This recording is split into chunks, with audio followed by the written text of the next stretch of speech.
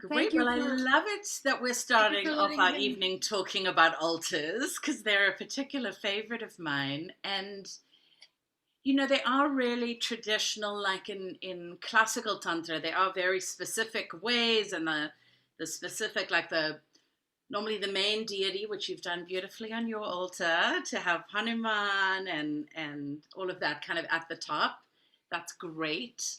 Um, but they're also lineages I study with. I study in sort of Native American and a Mayan lineage in the energy training that I'm in.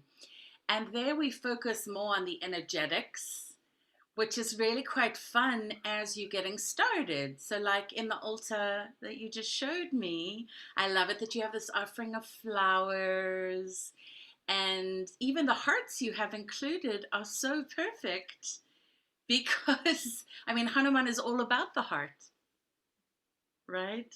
One of my favorite murtis, the word murti is like the statue or it could be a stone figure or a brass figure of a deity um, that I saw in India was in Rishikesh. And there's a story, I think in the Ramayana, but I might be wrong on that. Anyway, that somebody says, where is Ram? Where is Sita? And Hanuman literally like stretches his heart. He rips his heart open. And you see Sita and Ram depicted there. So he's all about the heart, Hanuman, and devotion and the embodiment of Bhakti Yoga. So that's perfect. More about altars, like the main one in the center, and Sorry, say that again.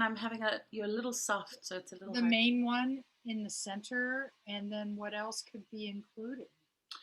You can include lots of different things. I do think it's nice if they're things that are precious or special for you.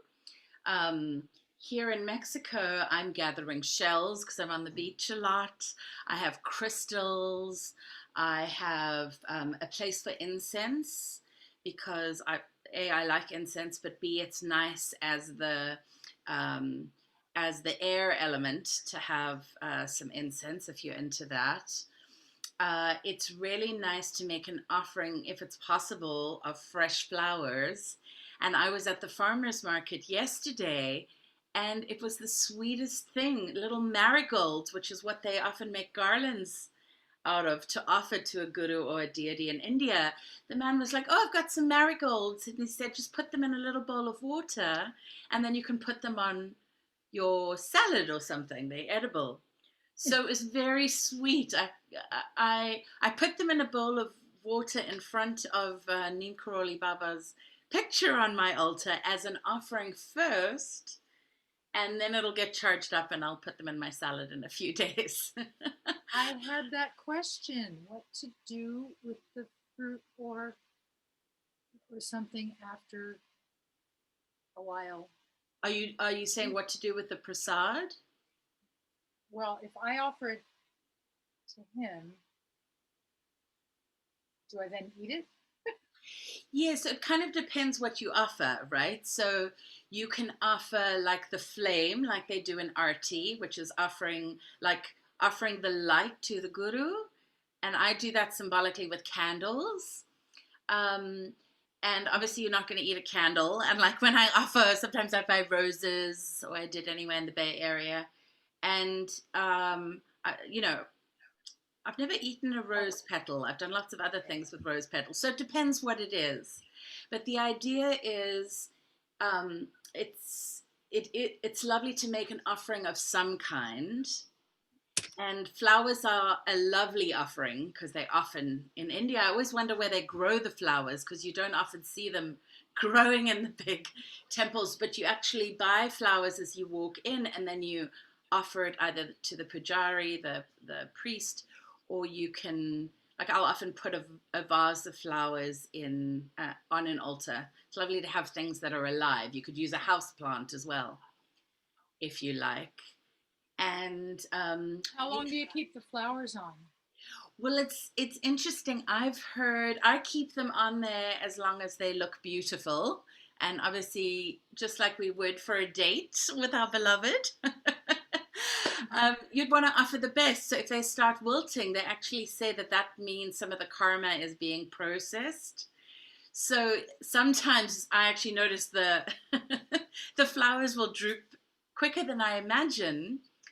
And I might, if I was using rose petals, I might even repurpose them. Like you could put them in a bath for yourself, or you could then offer them to a lover. Because if you've offered them to a deity or to the guru, then they're actually blessed. They've actually got energy from being offered, and um, you could put them, sprinkle them on a bed, for example, with a lover, or you could offer them to. I've had that happen before where flowers have been on an altar and then I've been able to take them home. But if something is offered, you don't re-offer it again. And even with the flowers, like you want to make sure even the fragrance gets offered first to the deity, even before you smell it. I remember making that mistake when I was on my first trip to India, and we were at a Hanuman Temple actually in Varanasi, and they were bought for offerings these very fragrant herbs, flowers as well, and just naturally, I went up to smell them, and a whole lot of Indian people were like, no, you can't do that. So what I notice is there are a lot of rules, and and the rules have purpose. There's spiritual significance behind them. But my joke is always that in India, you often only get told what the rules are once you break them. Yeah. And then you learn. So I remembered that part, and so the last time I brought something there, it was rosemary, and I remembered to set it on I have a beautiful plate there, and I crumbled some to release the fragrance, but I didn't smell it. It was for him. oh, beautiful. But is it okay to smell it later? Later, yes. It's just like the first thing, just The like, first one. yeah, imagine if you were having a guest to your home. You would give them the best bed in the house. You would give them like the nicest meal. If a plate was served better than the others, you'd probably give them that plate. So if you think of it in that way, it makes it Okay. I easy. have a little obsidian heart, and I put it there.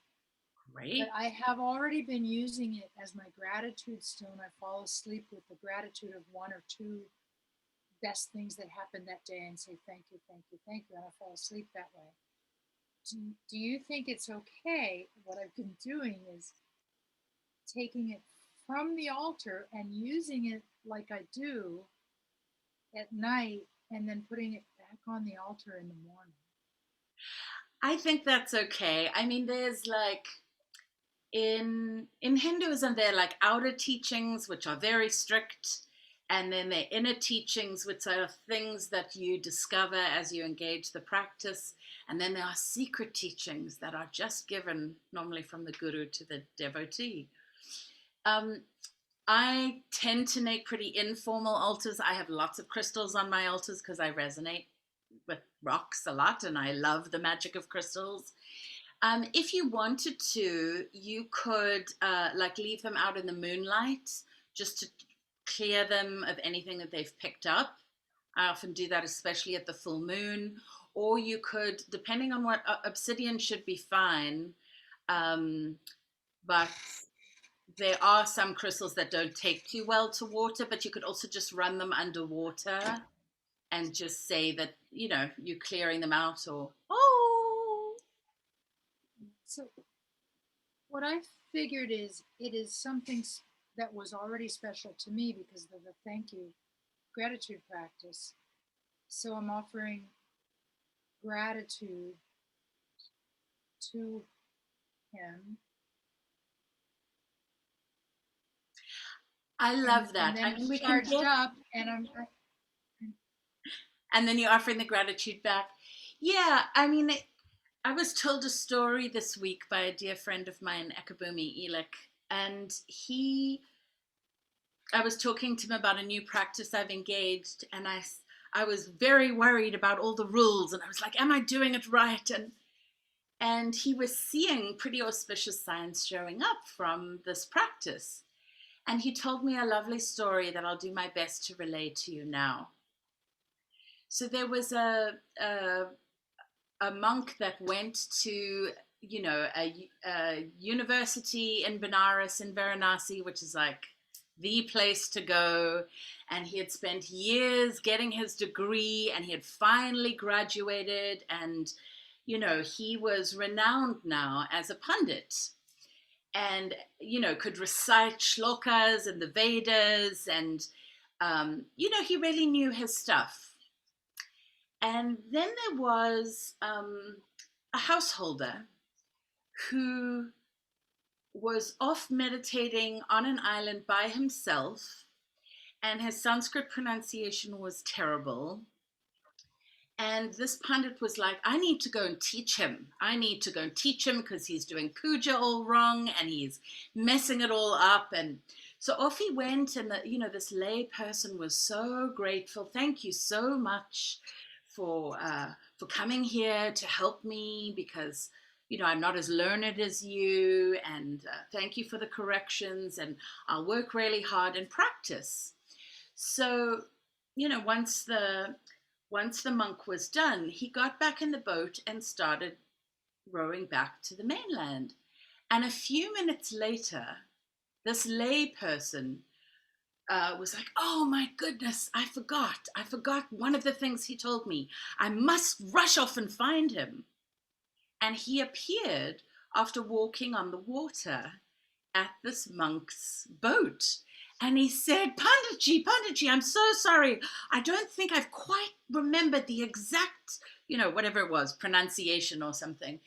And the Pandit stopped because he was rowing in the boat, and he had seen this lay person just walking on the water. He said, you go back and just keep doing what you're doing because it's working. So I'm sharing that story because it reminded me, just like, it is important to honor the source traditions. And it really, like, especially, for example, with Sanskrit, it is, which is a lot of the languages that we chant in Bhakti Yoga, or the main language people chant in, I would say. It is really nice to get the outer teaching as right as we can and to try and honor the tradition. But mostly it's about your intention. So I love it, Naomi, that you have just, out of your heart, you've started creating this beautiful altar. And even, I don't know if it's been a week or two since I last got a glimpse of what was happening there, but it's already grown. And I can feel your heart in it. You've got your obsidian heart, and you've got the red heart, and I think you have another heart. So I can feel Hanuman coming out of that. He's all a big heart. And that's the most important thing, because the altar is it's a direction for the focus of your devotion, and a way that you're celebrating your own path of devotion, and as you deepen into Bhakti Yoga. So yeah, I would keep learning about some of the points, but don't get so lost in them. Like the lay person's practice was even better than the pundit. He needed a boat. Okay. And the other guy walked on water, which is a pretty amazing siddhi or power to have. Yeah. Thank you so much. That was my question, was about the altar and using, using it. I feel that it would be best if I find something fresh and different every day. I feel that, but it's 8:00 in the morning that I'm starting this class, so sometimes it's. Well, it can be nice to have, like, and again, it depends on the traditions that you're in, but I think the items that you're picking for the altar and why you're putting them there, that's the most important thing. And then also, it can move and change and evolve as you change. So something might feel great for tomorrow's class, and in a month's time, you'll be like, oh, I want to change that out. So it's okay. It doesn't have to be a static thing. Yeah, it's nice to have, if you can, to have pictures framed of teachers that you really respect or of some of the deities. And I do that when I can. And I don't always do that if it's not possible, you know. I know. The other night I was like looking for frames. I didn't find any. Well, I found one the small one has a frame now, but that would be something to be framing those. I also like the element of fire on an altar. I mean, you can use electronic candles, but I actually like to symbolically light something. For me, that's like activating. I have the two altar. candles. And Perfect. Steve found this Candlestick. a candlestick. A big wooden The candlestick. wooden one. It's in the middle. I saw the Center. candlestick. Yeah. And he found it for me. He had it, and then he told me after I'd already used it that how it's dark, it could be clean. I can scrub it, and I can sand it, and I can oil it. Ah. So little by little, and I can find frames, and one of these times for a birthday or Christmas, it'll be a motif of Hanuman. Right now it's a picture. So. But it's growing from your heart. And that is one of the things that I get really excited about with Westerners on this path of Bhakti Yoga is, and not to knock Indian people, but I'm just going to focus on the Westerners, but many of them have grown up with this tradition and they go, just like many Westerners do, like you go to church because that's what you were told to do if you grew up Christian or whatever. I'm in a very Catholic country here in Mexico where the whole place is shutting down because it's Easter, and Easter isn't something I track, so I wasn't paying any attention to that. But yeah, what's exciting about the Westerners is most of us are coming to Bhakti Yoga from this very earnest place, from a real desire to want to connect, not because somebody told us we should, but because of the awakening. I mean, I'm watching this in you, Naomi, beautifully, like the awakening that's happening in your heart. And I think that's so beautiful. Thank you so much. Yeah. And to me, I brought, like Steve, to me, Steve is on the altar too, because of the candlestick. Because of the candlestick. I love that. Yeah, and I know that. Right. That's beautiful. And even the devotion, and you saying you sanded it down and then you... I haven't done that yet. Okay, well then next. you do, right? Yes. It can be this work in progress. That's you putting your love into the altar. And then something, this is just an optional extra, but they do this a lot in India, and then it does start becoming important. Like even Sanskrit letters or pictures of the deities shouldn't ever go in the trash. Like if you needed to get rid of them, you could throw them in a river or you could burn them in a fire. Oh. But the prasad, so prasad is something, it's normally food, but that's made as an offering to the deity. And because in Bhakti Yoga, it's about developing relationship with the deities. And in some ways, yeah, it's like treating them like what would they need if they were in human form. That's kind of a weird way to explain it. But so the Vaishnavas, Krishna devotees, for example, will, they actually chant mantra over the food. And I do this when I'm grocery shopping. So you can chant any mantra, but the Krishna bhaktas, the Krishna devotees, they chant the Maha Mantra, the Hare Krishna, Krishna Krishna, Hare Hare, Hare Ram, Rama Rama, Hare, Hare. And they pray that over and over and over again as they're preparing the food. And I often either chant to myself or play some kirtan and chant along with it while I'm making the food. And then you can offer first to the deity, and then the energy and the blessing goes into the food. And once that's happened, I've actually had friends say to me, it's even when you're preparing it with the intention for the deities, that's what makes it prasad.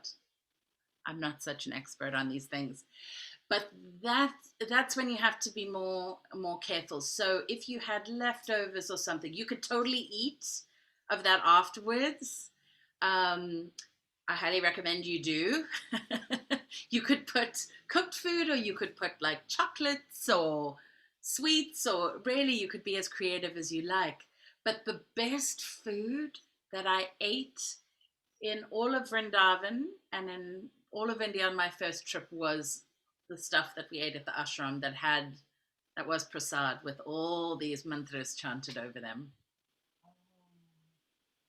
So, and then you have to be careful how you don't just throw that away into the trash. You could give it to like an animal or throw it into the sea or a river or something, but you wouldn't just, because it's considered consecrated and holy. You could offer it to a tree or something as a blessing. Use it to grow vegetables. What's that? You could put it in your garden. Exactly. Nourish the plants that are growing your vegetables. I love that idea, Steve. Yes, offering it back to the earth. Yes, that's often what I do with the rose petals when I've offered to the deity. And then sometimes I use those again, like sprinkle them as a NeoTantric, would sprinkle them on, on top of the bed or whatever. And then if they're all full of coconut oil or delightful juices, I'll take them from there and I'll put them around my plants. So in India, you'd give them to the cows, right? The cows would eat them because the cows are sacred. We have to adapt a little in the West. How about the pictures? I started out with that picture of Maharaji and Krishnadas. And Krishnadas is not a deity. He's my teacher, and he's special to me.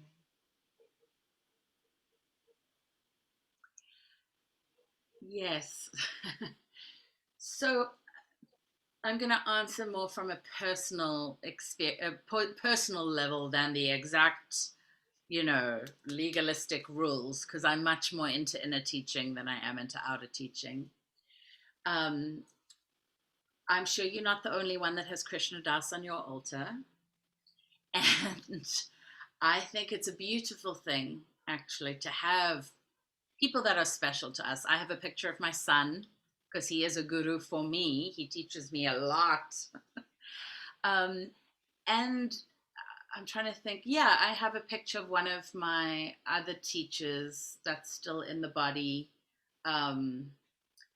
on my altar. And at different times, I've had pictures of different teachers there. So it can be a lovely way to offer your devotion. Krishna Das doesn't consider himself a guru. So, but I get it, Naomi, because for me, my connection to Neem Karoli Baba was initially through Krishna Das and through his kirtans. So if that feels resonant for you, I think that's beautiful. I think that's really beautiful. And I am not at all sure who Ram Das is, because people kind of almost worship him. They're like, "Oh, you're into Ram Das, I'm into Ram Das," and I'm like, "I'm into Maharaji, and Ram Das is a transmitter." But people treat him like a guru. I do like it when people tell me that I look like Ram Das. I think your beard is more impressive than I've seen Ram Das had for the last few years of his life, Steve. Oh, thank you. So my thinking is in a couple different directions. I'm just like what is he? How are people treating him? And then in an inclusive sense, as I start warming up to him, because now I'm getting it. He's the one who verbalizes much more than Maharaji ever did. And I've listened to some pretty, very deep stuff. So I'm starting to like him more and respect him. Not that I didn't respect, but I'm starting to build that. And so does that mean I should put a picture of him on my altar when I'm a little more that way? Or does, yeah, it's like, and he wasn't my entry, but he's just someone that's growing a bit.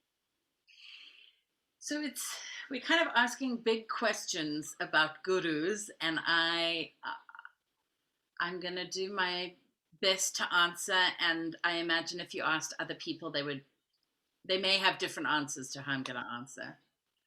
So in the Hindu tradition, your parents are your first gurus, and then you have like your teacher at school, and one wouldn't revere them as like the deity, right? So there are different kinds of gurus in Hinduism, and I'll name just a few. But there's something called a Sat Guru, and a Sat Guru is like it's like your main guru, the one that will go into the bardos for you, into like the hell realms and stuff, and come and save you if anything goes wrong. They literally take on the karma for you. And Maharaji was that, Neem Karoli Baba was that for many people, and still is. Then there are people, and I might be wrong, but I'm not sure that Maharaji, I know he gave names, but as far as I know, he didn't give mantra to specific people. He was more, I don't know about the Indian devotees, I know more about the Western devotees.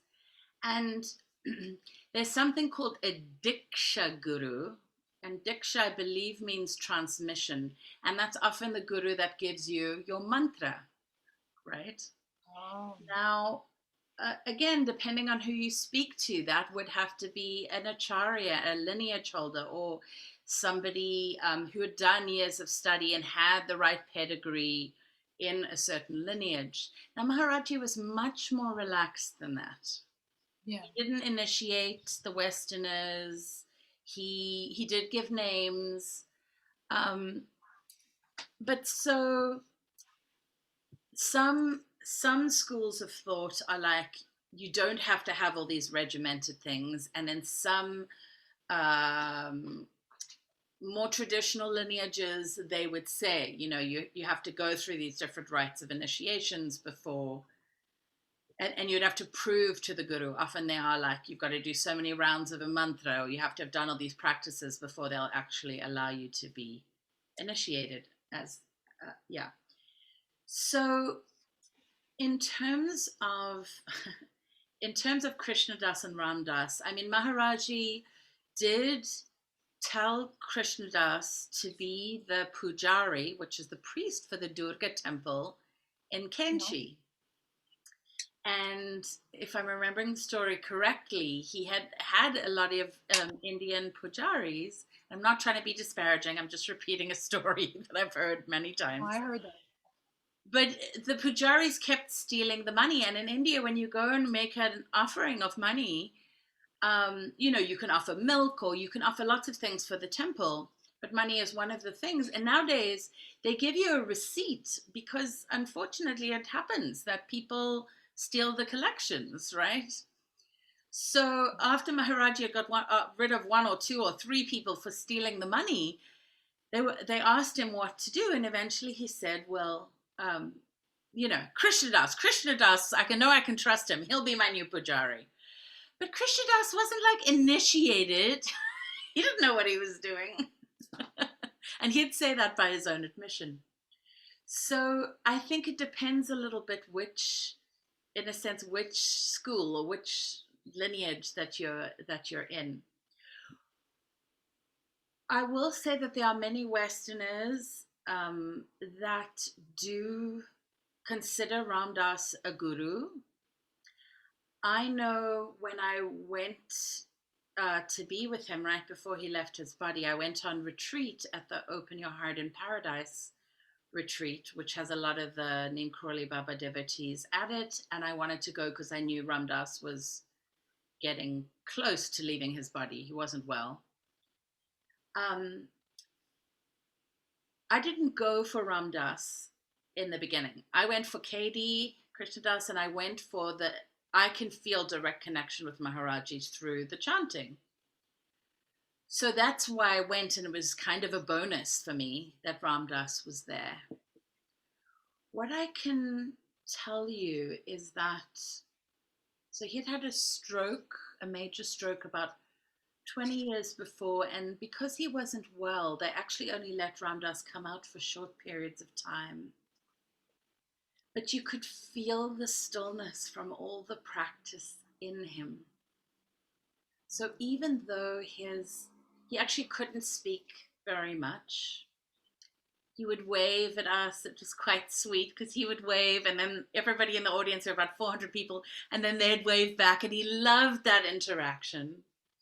And he did, they have a mala ceremony, which is lovely. I'm just taking it off so I can show you. So they give out malas, and this is made of tulsi wood, which is very common for Krishna bhaktas.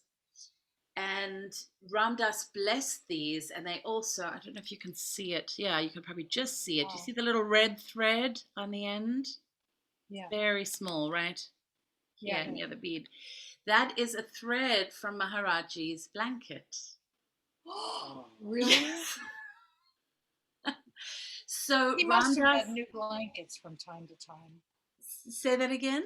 He must have had new blankets from time to time. Oh no, he did. He did have new blankets from time to time. But this is one that one of the devotees, she's been like you get one little thread, right? But she says the blanket that they've been using for years and years at these retreats, it's almost up, and it's not like they're infinite numbers of blankets. Anyway, I could really, especially I wear this almost every day, and I could really feel the energy of Maharaji, even just with the one thread. And Ram Dass, he kind of gave a blessing and blessed the malas, and then he blessed all of us as we walked past when we went up to bow to him and then to receive our malas. And it was a very beautiful, touching experience to do that. For me, I don't personally feel like Ram Dass is my guru. I find my own connection through Krishna Das, but some people do. So again, I've studied with Jai Uttal and his wife Nubia. I always say her name wrong. I think it's Tizera. It's a Portuguese name, and I always say it wrong. Anyway, so I've had pictures, for example, of Nubia up on my altar. And Nubia also wouldn't call herself like a guru with a capital G. But did I study Hatha Yoga, Mudra, Bhakti, Tantra Yoga with her? Yes. So on one of the altars in my home, I did have her picture. Mm-hmm. So I think if we step back and look at what resonates with you, I, like you, Naomi, have a strong connection with Krishna Das. I consider him one of my teachers. I don't have a picture of him on my altar because I just haven't felt moved to do that. But when I came back from Maui in December 2019, I did put a picture of Ram Dass on my altar for a while. And it's not there anymore. But I did that because I'd had such a heart-opening experience, and I'd been able to be around people that were with Maharaji when he was in the body. That was so precious to me, to have had that experience of hanging out in that heart space for 5 days. Mm-hmm. So I put it up there, not because I considered Ram Dass my guru, but because I wanted to keep drinking of the resource of the heart-opening experience that I'd had there. Thank you. Yeah. So that's my answer. And I did hear Nina Rao saying, and a video recently. I can't remember which one because I've been watching quite a few of them, but just that I think I heard her say, but please ask Nina directly, that Ram Dass was initiated by Maharaji. And I'm not sure about that, but I believe I heard her say that. Because he definitely came back to America. And I mean, he was teaching. He was in the role of teacher, and he was teaching meditation practices. Yeah, I think I'll pause at that. Because if you talk to some South Asian Indian people, they might be like, who is he? And there's a wonderful Kirtanwala. I'll type his name in for you here.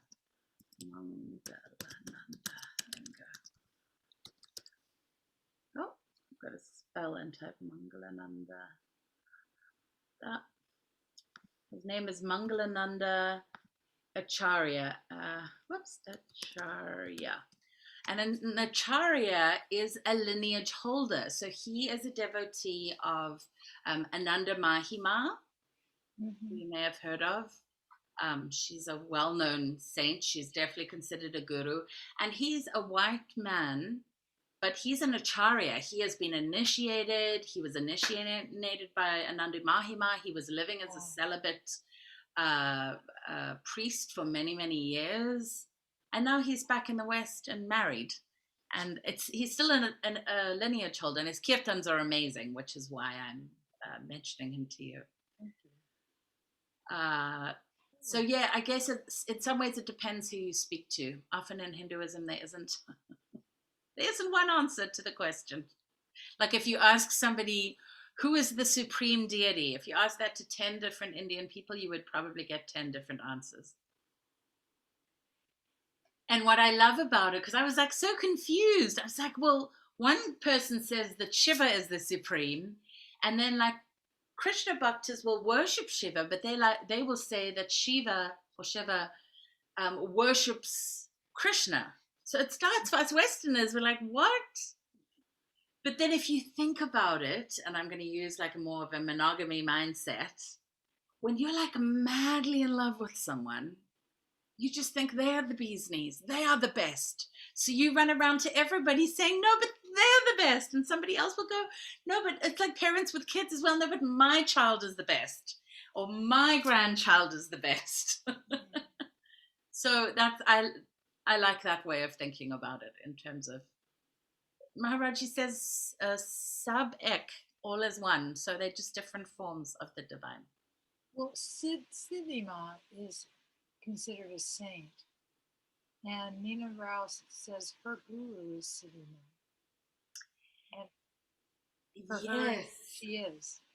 So again, I know the least about Siddhima of all the people we've discussed tonight. I'm still learning about her, but I heard Nina talk about the fact that right before Maharaji took his Mahasamadhi, before he left his body, he used to write in books, Ram, Ram, Ram, Ram, Ram, Ram, Ram. Like that's actually a practice in Bhakti Yoga, to write the names in Sanskrit of the deities. Even writing Sanskrit letters is considered a sacred practice. And he would fill up books with it, books and books and books. And right before he left his body, he handed the book. He said, this is for you, to Siddhima. And many people regard that as that was him symbolically handing the care of the devotees, the lineage, if you want to call it that, onto her. Mm-hmm. But I'm the wrong person to ask about Siddhima. I know very, very little about her. She did definitely take care of the devotees once Maharaji left his body, and I believe she ran the ashrams. But Thank you so much. Oh, my pleasure. Well, this Happy is to help. Ask anything, and I certainly feel very satisfied. Do you have something, honey? No, I don't really have anything. I'm curious. But it's nice to see you. I'm curious, Steve, just hearing us talk, because Naomi and I have been chatting and hanging out and stuff. And what is it sounding like to hear? Because I'm using a lot of either Hindi or Sanskrit words, and this is more about Bhakti Yoga, which I'm having fun talking about it. But I'm wondering how it's landing for you. Oh, just fine. But when I was younger, I was involved with the Self-Realization Fellowship for a while. So, and I've read Autobiography of a Yogi and some other devotional things by Paramahansa Yogananda. So all these concepts are familiar to me. Great, I didn't know that. How long were you involved in the Self-Realization Fellowship? Oh, I don't know, 3 or 4 years. When I was in high school, I went off to college, because I grew up in Fullerton, and there's a temple there. And I discovered it, I don't know, early in high school, and was there for 3 or 4 years and took the lessons and things like that. When I came up here and in law school, around that time I started to get into the Rosicrucian teachings and followed them for a year or two, just some of their meditation techniques. But I like. Sorry, I didn't catch the name, Steve. I want to hear. Rosicrucian. Oh, I don't think I know. The Rosicrucians they're like a Western esoteric group. They have a center in San Jose. And then, after that, I've done Tantra yoga events and classes, and also various pagan things. I was lovers with Copper Persephone for 13 or 14 years until she died, which was last summer. I don't know if you knew her, but she don't think so. She was a reclaiming witch, reclaiming Starhawk's group. She was with that. And then I was also with Carrie for 12 or 13 years. And with her got involved a bit with other Western esoteric stuff, like Gnosticism and Kabbalah. And Kabbalah, and Kabbalah, and but nothing lately. But that's amazing. This is what a lot of what Maharaji said, and even one of my teachers is involved in the Shivananda ashrams and lineages. She was brought up in that, and going to the ashram in Rishikesh, they have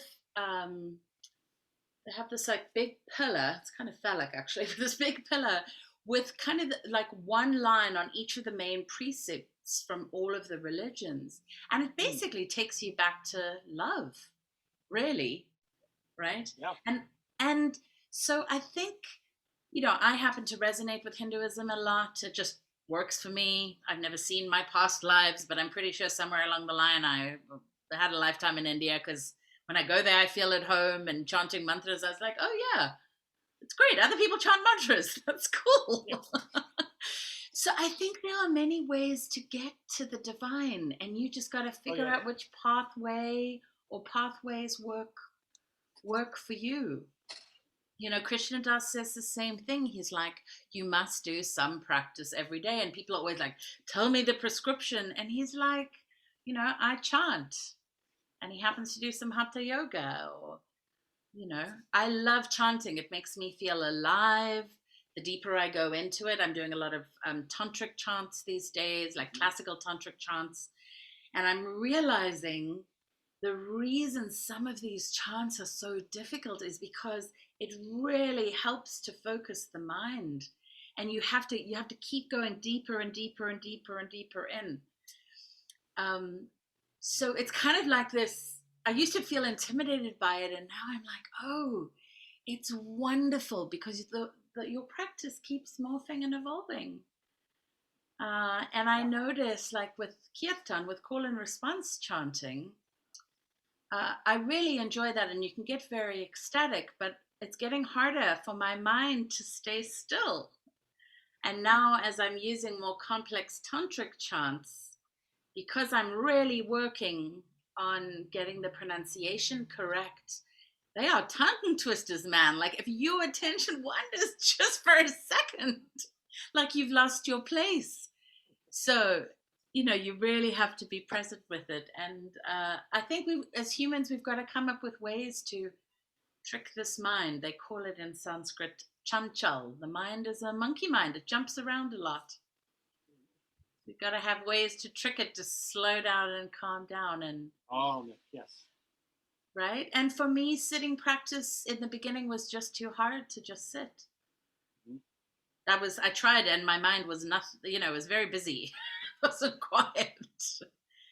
So I think finding a path that works for you, whichever lineage that is great. And Yogananda's teachings were amazing, pretty revolutionary, actually. Yeah. I don't understand I don't know the relationship between Yogananda and Maharaji. I do understand that, like, Santa Cruz has a lot of people whose guru is Baba Haridas. I know that you and I talked about it briefly the other night. They're cousins. I mean, I feel comfortable now because that's all Hanuman still, and it's all Bhakti Yoga. I don't know where Yogananda is in it. I mean, Sobek, but I'm still curious. I don't know as much about Yogananda, so I don't want to speak wrong, but Autobiography of a Yogi is one portal, and then there's a movie based on Yogananda's life, and I'm forgetting the name now, but it came out maybe in the last 5 years. So if you wanted to learn more about him, that would be a very easy way to, I'm trying to think if it was like called, I don't want to give the wrong name. Anyway, I saw it within the last 5 years, I think, at a movie theater. His life would be interesting, but I want to know any relationship between him and Maharaj. Like, I don't know. Where does that even? But sometimes, I know, Naomi, you saw my question about Durga to Nina the other day, and I had never really understood. I've always had a very strong resonance with Krishna and with Durga, and those seemed for the longest time like they didn't go together at all. And I was like, well, I don't know, but that's just what my heart tells me. I resonate so strongly with both of those deities from the Hindu pantheon. And they're quite different. Like, Krishna is a very sweet nectar and quite intoxicating. And Durga is fiery, and she's a warrior goddess, and she's like, she appears when a lot of the male deities had tried to like slay a demon and it didn't work. So they gave the gods gave Durga their powers, and she was able to defeat the demon Mahishasura. Anyway, and it's taken me years of inquiring and asking and trying to better understand this connection, and it's only now I'm starting to find some of the answers. So I'm sharing that because, as I said, these practices, they keep inviting us deeper. But I would listen for what resonates within you. I think it's beautiful that Neem Karoli Baba is resonating for you, and we're so blessed to have this portal through Krishna Das, because I feel a very strong transmission from him to his guru. He's singing directly to his guru, and you feel that. It's like you're getting plugged in to that, and that's what most of us are resonating with. It's actually Maharaji, not as much Krishna Das. But listen and go and try things. I love, for example, I love going to the Hare Krishna temples because they have some of the best kirtans, and they have so much enthusiasm. And then there are things that I don't want to be involved with them. So I would try. I would go because it's so close for you. I would go and check out Haridas's temple and see it's Steve a will go Hanuman with me. temples. There's the connection, right? Yeah, there's the connection. I feel comfortable because of Hanuman already, but I also hear your bigger message, like try things out. Just try things out. I Cousin mean or that. not even cousin, just try it. But Steve will go Yes. with me to that. Well, I lived in Southeast Asia for 6 months, and I'm not knocking Buddhism at all, but I tried to study Buddhism even before I went because I was going to be there for 6 months, and I was traveling around Thailand, Laos, Cambodia, Malaysia, and Singapore, and those are predominantly Buddhist countries. And so I was like, well, if I'm going to go there, I need to know something about this. And I gave it a whirl, and it wasn't for me. Now, Krishna does a lot. He teaches with Sharon Salzberg, where they teach metta practice, and he's done Vipassana. I've never done Vipassana. So maybe I should say I haven't done it yet. Maybe in time I will. Um, yeah. So I think we are so blessed with an abundance these days of access to so many wonderful teachers and with the internet, it makes it very easy. Um, and then I also recommend, Naomi, I know I've mentioned to you privately in other places, just do your homework. I would say that with any teacher that you're going to engage, do your homework. Yeah. Just to make sure that it's, what's that expression? All that glitters isn't gold. Yeah, So, yeah. I'm with you. I really, really, really appreciate that particular morning. I told Steve about it, and Steve said there's a teacher that I wanted him to check out because he likes breath work and I don't as much, but I really like the teacher. And he said, okay. what's his lineage? Because there's a guy that we heard of in this place who wasn't so good, who was bad. So we know they exist and do our homework. Yes. Yeah, and that's not just Indian teachers. I mean, all teachers. Oh Any yeah. teacher you engage, I would just, just like if Yeah. you're going to college, you would like check out the college. Just do some Yes. research, and the internet makes that very easy, very easy these days. I wanted to mention two things. One is on the subject of breath work. This might get Steve all excited. But next Saturday, I have a very dear friend of mine, somebody I've known for about 16 years. We were pregnant with our babies together, and she's coming to teach a little more about clarity breath work. This is going to be next Saturday. I have been listening because I know you said, please not always in the evenings. So I'm trying to this will be on Saturday morning next week at 10 a.m. Pacific time. And she's also an ecstatic dance DJ, and she's fusing the two. And breathwork, I didn't even know this until today, is the new, they used to call it rebirthing. And I've actually heard more about rebirthing than I have about clarity breath work. But I know her teachers, and they are lovely.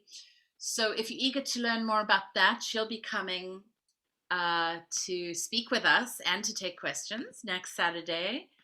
And then, Naomi, I promised you that we would do a screening. So you guys are going to be the first to know of One Tracked Heart. And I'm going to do it just for my patrons. And that's going to be May 1st, I think. I haven't even posted it all yet. But we'll be watching One Tracked Heart, which is the story of Krishna Das. And I love it. I've watched it over and over and over again. Awesome. So awesome. Wow. That's especially in honor of you, really, Naomi, because you were asking for that. What day of the week is that? Oh, I have to go and look at my calendar. It's the 1st. I just can't do Sunday mornings. No, I think I did it on a Saturday because of you. Let me try and remember. No, it's a Saturday, and I think I put it in the morning. I did 10 a.m. on a Saturday morning. Wow. Thank you. My pleasure. Well, what a treat to get to hang out with both of you this evening and get like one-on-one time. This is one of the blessings about these times. Sometimes you get me all to yourself. I know. I didn't expect that last. Well, yeah. I had all these men messaging me because I'd made a post about sex magic, and they were all like, "Oh, we want to talk about sex magic," but they didn't show up. So I give preference to the people who show up for what we get to talk about. I would have listened to that, but but I had my burning questions. That's wonderful. Well, go and enjoy the rest of your evening. Thank you so much for joining tonight, and I look forward to more very soon. Thank you, Carolyn. Take care, Carolyn. So lovely to see you again, Steve. All right. Good night, Naomi. Good night, Steve. Good night. Namaste. Good night. Mwah.